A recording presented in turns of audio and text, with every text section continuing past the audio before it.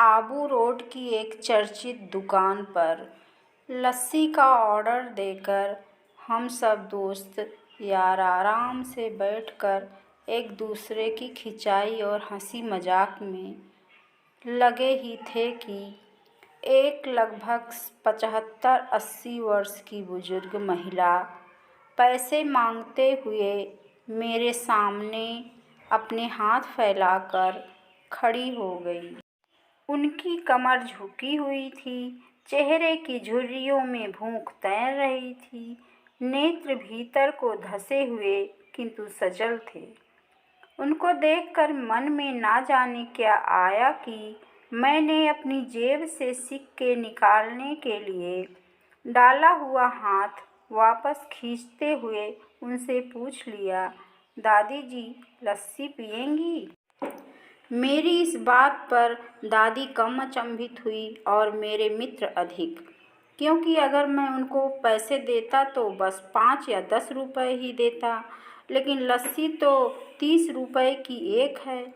इसलिए लस्सी पिलाने से मेरे गरीब हो जाने की और उस बूढ़ी दादी के द्वारा मुझे ठग कर अमीर हो जाने की संभावना बहुत अधिक बढ़ गई थी। दादी ने सकचाते हुए हामी भरी और अपने पास जो मांग कर जमा किए हुए 6-7 रुपए थे वो अपने कांपते हाथों से मेरी ओर बढ़ाए। मुझे कुछ समझ नहीं आया तो मैंने उनसे पूछा, ये किस लिए? इनको मिलाकर मेरी लस्सी के पैसे चुका देना बाबूजी। भावुक तो मैं उनको देखकर ही हो गया था, रही बची कसर उनकी इस बात ने पूरी कर दी।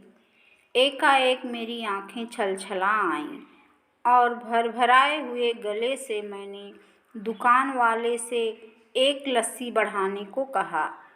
उसने अपने पैसे वापस मुट्ठी में बंद कर लिए और पास ही जमीन पर बैठ गई। अब मुझे अपनी लाचारी का अनुभव हुआ, क्योंकि मैं वहाँ पर मौजूद दुकानदार, अपने दोस्तों और कई अन्य ग्राहकों की वजह से उनको कुर्सी पर बैठने के लिए नहीं कह सका।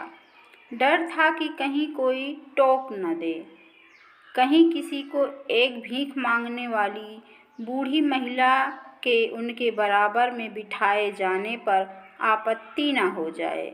लेकिन वो कुर्सी जिस पर मैं बैठा था मुझे काट रही थी।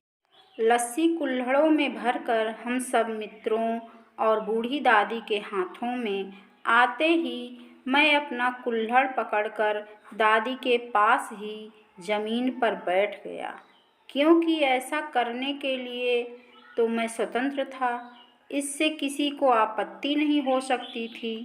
ऊपर बैठ जाइए साहब, मेरे यहाँ ग्राहक तो बहुत आते हैं, किंतु इंसान कभी कभार ही आता है। अब सबके हाथों में लस्सी के कुल्हड़ और होठों पर सहज मुस्कुराहट थी। बस एक वो दादी ही थी जिनकी आँखों में तृप्ति के आंसू, होठों पर मलाई के कुछ अंश और दिल में सैकड़ों दुआएं थीं। ना जाने क्यों जब कभी हमें 10-20 रुपए किसी भूखे गरीब को देने या उस पर खर्च करने होते हैं तो वो हमें बहुत ज़्यादा लगते हैं।